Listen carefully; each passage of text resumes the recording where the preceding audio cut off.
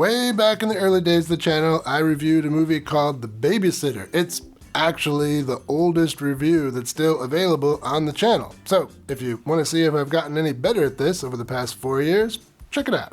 That movie was about an older guy with a dead bedroom who started a torrid love affair with the very much younger babysitter. And I guess that old guy had fun making the movie because 1 year later he made another one. This one. It's also about an older guy with relationship troubles who starts a torrid love affair with the very much younger babysitter. Stick with what works, especially when with what works is the babysitter.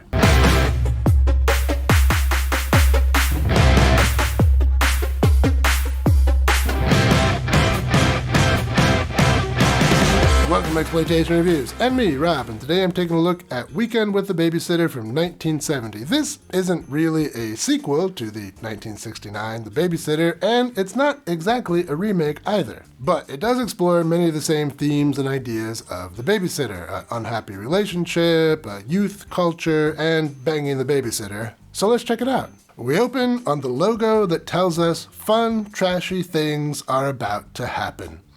Crown International Pictures. We last saw one of their films on the channel when I talked about the bad movie trash classic Malibu High. After the credits, the babysitter pops in. This is Susan Romen, here playing Candy, so same name as the babysitter in the previous movie, but that Candy was played by the lovely Patricia Weimer. Anyway, this Candy has got the wrong night, but the husband, that's our guy, George E. Carey, the writer, producer, and daddy of these babysitter films. Here he's playing Jim, a movie director, and he doesn't mind that the babysitter has made a mistake. It opens up a good opportunity for him and his wife, and he encourages her to take advantage. They can go out to dinner and spend some time together. The wife is having none of that and is more than a little off-putting in her attitude. So, like the previous babysitter film, the daddy is trying to get the relationship to work, and the wife has checked out for one reason or another. Here, the wife says that she had already made plans with her mother, and her mother doesn't like it when plans change, blah, blah, blah, blah. We'll soon find out most of this is a lie. So, wife gone, Jim goes back in the house. The babysitter is reading the script Jim will be shooting next week, and she tells him the dialogue is garbage. It's not how young people talk. No cap, the words in that script are skibidi toilet with no riz. And I'm sure my audience here on this channel can relate to that director because almost all of you are way too old to understand anything I said in that last sentence.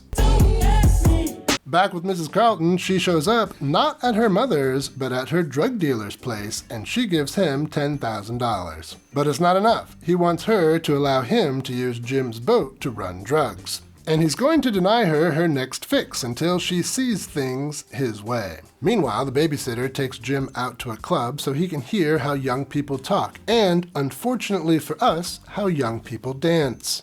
Shake it, shake it like a Polaroid picture. Ooh, that dancing is in Ohio. What? Jim's new hippie friends teach him how to smoke seeds, apparently. That stuff is dirt. Meanwhile, wifey is still at the drug dealer's place, and that monkey on her back is scratching hard. The babysitter takes Jim home, and he is blasted, but she's a nice girl and doesn't take advantage of him. Not that she could anyway. A 50-year-old dude after a night of partying like that, there's no way he could get his escalator to go to the top floor. Right, audience? The next morning, Jim wakes up to discover that the babysitter is still there. She has made coffee and is in the process of making breakfast, so she's pretty great. Back at Jim's place later that evening, the babysitter puts the moves on old Jim, and suddenly I'm reminded of a novel that I read once. I'm going to tell you something very strange. It was she who seduced me. And it's here, 50 minutes into this movie, that we get our first bit of babysitter bits. Naturally, that's nothing you can see here on YouTube. Now, there's work here. But of course, we don't have to stay here. You can now support the channel on Patreon and get access to spicy versions of my reviews. Link is in the description.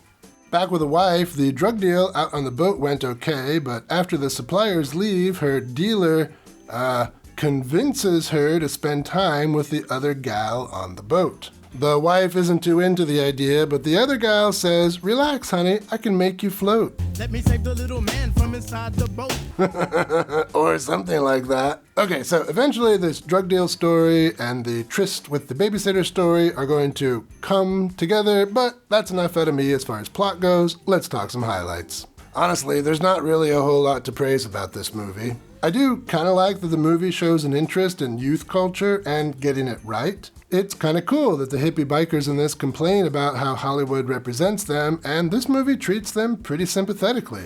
The writer, who is our main guy Jim here, he does seem genuinely interested in youth culture, despite the fact he looks like a Wish.com version of Ward Cleaver. The babysitter's also pretty cool. She's a chill, go-with-the-flow sort and never comes across as a homewrecker with daddy issues, as you might expect from reading the synopsis of the movie. I did also kind of like how they referenced the previous Babysitter movie with Candy's final line. Ciao, baby. Ciao, baby. And finally, I did kind of like the last 15 minutes of this. I mean, there's an airplane, and there's boats, and bikers come to the rescue. It's not bad, and it is a step up in production value from the first film. But despite the film's interest in youth culture, a step up in production values, and a kind of cool babysitter, the thing is far from perfect. Like a chill babysitter enjoying some daddy spice, it has some shortcomings. Well, this movie is kind of garbage. It takes nearly an hour for anything terribly interesting to happen. And by interesting, I mean a topless babysitter. Before that, there's a lot of setup and talking and introducing problems and way too much time spent on that drug story, and that story sucks. I like the first Babysitter movie pretty well. It did a good job of motivating and humanizing the characters without turning them into lecherous degenerates. Despite its subject matter, it's nearly wholesome. And this one tries to do that too, but it's far less effective. Like I said, it spent way too much time with that wife drug problem story, and not nearly enough time with the husband and wife having issues that open up babysitter possibilities. Also, that previous Babysitter film was far sleazier, which makes it far better. It had sauna lesbians and topless swimming and blackmail. It's hard to compete with that. And the cast was better too. Susan Romen here is okay as Candy, but she's no Patricia Weimer. And that previous Babysitter movie also had Kathy Williams in it, who was super cool. She was in all kinds of sexploitation films in the 60s, like Sisters in Leather and Love Camp 7, and probably some other ones I'm forgetting. I guess what I'm saying is the previous Babysitter movie did everything this movie tried to do, and it did it better, and more importantly for us, nakedly-er, so just go watch that one. This one is slow and boring. This movie's very low quality. And with this one, maybe even more than the previous one, you kind of get the feeling that these movies are really just a flimsy excuse for these old guys to make films with young, attractive women. And if that's the case, cool.